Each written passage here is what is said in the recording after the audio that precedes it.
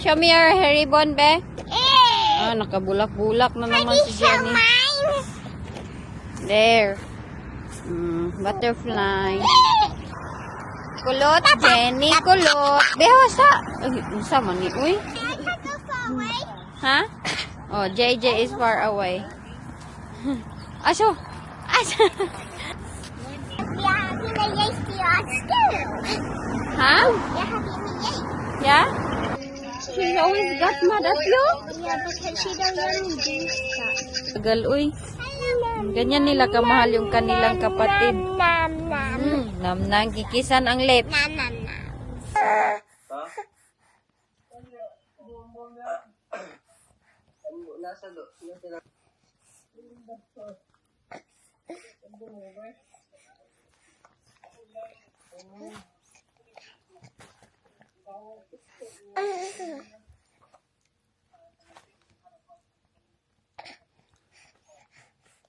Morning! Maaga po kami ni Jack. Ang aga nagising ng bata ni Mami. Huh? Nagdula-dula na siya ng kanyang laruan.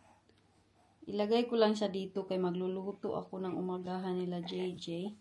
Sobrang aga pa at medyo malamig. Maganda ito kasi hindi siya yung sobrang nagdiwal. Nagdiwal man na. Hoy!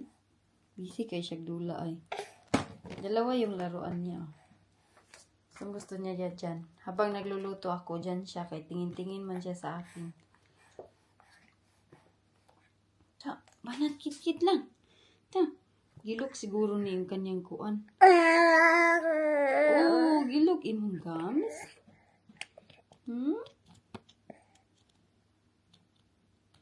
Ikoy.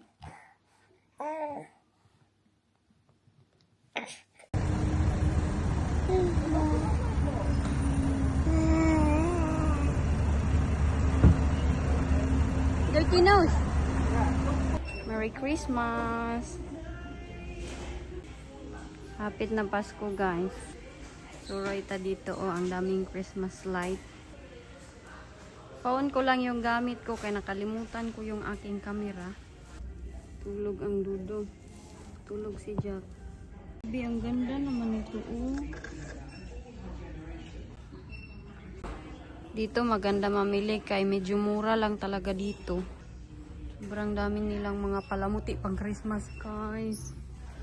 Ito, maganda yan siya sa kahoy, no?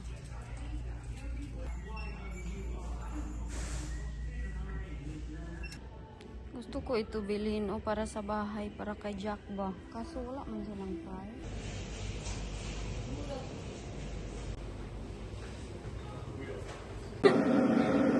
Katawa lagi ka.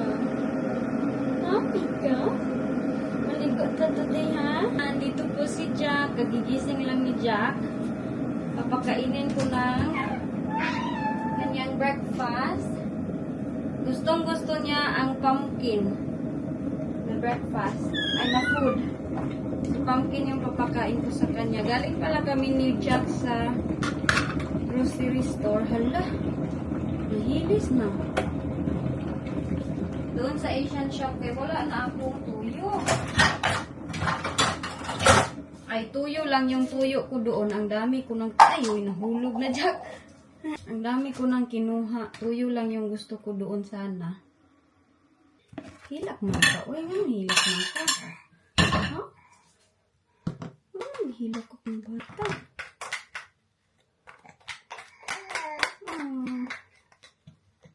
Okay lang to siya kaysa fridge ko man ito na defrost. Kaon ka? Kaon na mi. Maybe sa aming chair.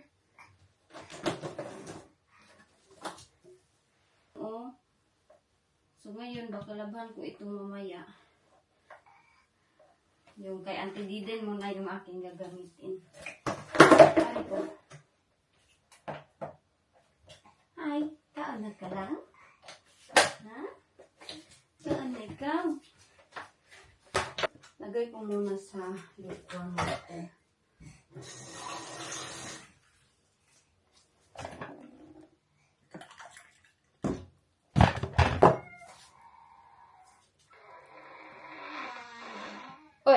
Nagman ang bibidya. Aray ko. So, hello? Kaon na ka? Kain ko muna si Jack.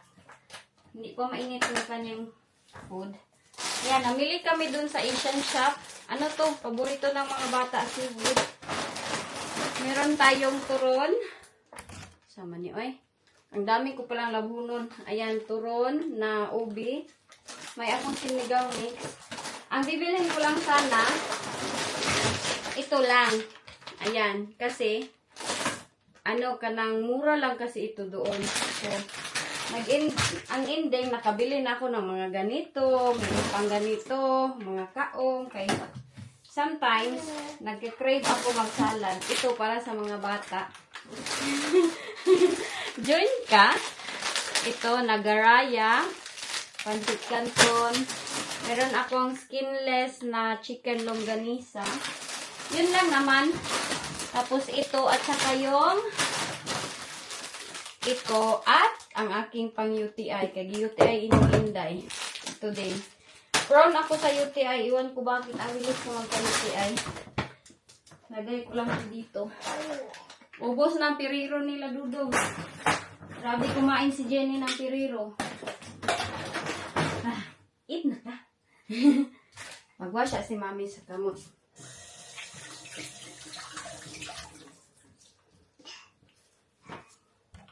May bad news po tayo at may letter na dumating kay Mr. Di ba sinabi ko sa inyo na nag-MRI siya, yung pinasok siya doon sa machine and lumabas na po yung result. Iwan ko kung saan ba yung letter, hinahanap ko, parang tinago niya ata doon sa taas. Meron po siyang liver disease and I don't know kung ano yung kailangan namin gagawin.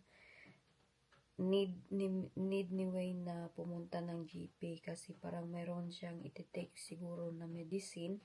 And sinabi doon na yung liver disease niya is kanang, ano ba yung term? Uy, nakalimutan ko yung term, basta na binasa niya sa harapan ko kanina ay hindi ko natandaan kasi merong term sa liver disease na sinabi doon. But meron siyang liver disease at kailangang ingatan yung liver niya.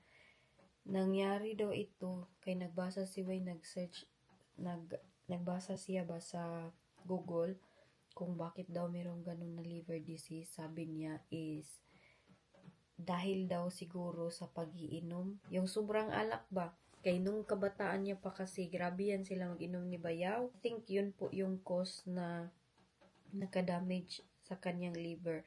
Merong something sa kanyang liver na hindi normal. So hopefully matulungan po siya ng GP na ma-fix yung problema dun sa kanyang liver. And I'm so worried, uy, kay kanang kuan ba, pero hindi naman siguro ganun kaano no, kay yung liver daw is once daw makita na mayroong something, naalala ko na, may tumor po yung kanyang liver, mayroong tumor na nakita sa kanyang liver. But the good thing and the good news, may bad news tayo at good news, hindi daw siya cancerous ang kanyang nakita na tumor doon sa liver. Possible pala magka-tumor ang liver. So sabi ko sa kanya na bawal na siya mag-inom-inom ng mga alak. Sabi ko sa kanya dapat mag-take care siya sa kanyang sarili dahil ang liver natin is, ay sinipon na naman ako yun yung nagsasala sa toxin ng ating body. So sabi niya sa akin, nagsisi daw siya. Yan talaga, pag grabe tayo mag-inom, yun yung isang cause. Pero dito kasi yung kanilang alcohol, hindi ganun ka 50-50%. Kung siguro, same pa sa atin sa Pilipinas, yung alcohol natin dyan, na sobrang grabe yung alcohol natin dyan. Grabe yung percent. Siguro, I think grabe na yung damage ng kanyang liver. But meron siyang tumor at bukas basahin ko sa inyo yung letter na meron silang term na sinabi talaga doon. Merong abnormality at kailangan siya pumunta sa GP para matulungan siya kung ano yung medicine na ibibigay sa kanya. And hopefully, kay pagbasa bitaw niya, no? Kay naluha yung kanyang mata na hindi ko ma-explain, sabi niya sa akin, oh no, ganun siya. Tapos pinabasa niya sa akin, English naman ay, bugok man ko sa English. So, yun, nag-research po siya. Tapos sabi niya, Mami, I hope you can help me na, sabi niya, tulungan mo ako mamaya para mag-search daw siya search daw kami kung ano yung mga bawal na pagkain sa kanya para hindi mag-worsen yung kanyang liver. So, ayun po yung ating bad news. Hindi namin in-expect itong result na ito, but hopefully everything will be fine. Ay, naku guys. Taghana bitaw kuan, pero ampo lang taani sa Ginoo ba. Pusaka na taas kay gitugnaw na ako.